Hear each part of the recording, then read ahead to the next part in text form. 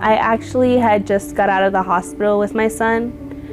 He was just born, and me and his dad were actually homeless at the time. Maybe like the last 2-3 months, I want to say, of my pregnancy, I stayed in the car. After I was in the hospital, you know, having my son, I just kind of started to feel like sad and lonely, you know, knowing that when I go home to bring my baby wasn't gonna have nowhere to sleep. Like, he would have to be sleeping in the car with us.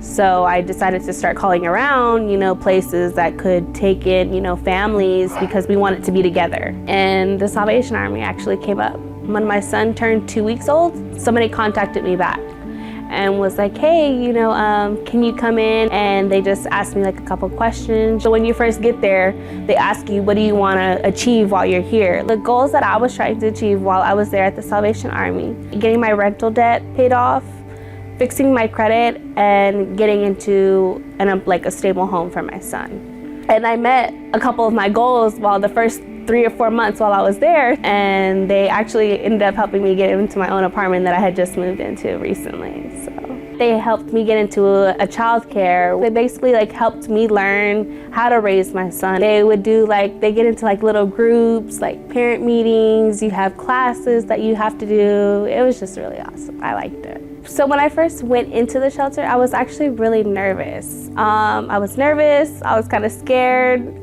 especially with me just having my son. I feel like it was more to myself. Now I more social, more friendly, kind of like more welcoming. Like they welcomed me with they had me with welcome opening arms. Like, it was nice. Don't be afraid to get help. When you don't know something or you feel like you don't have anybody, there will always be somebody there.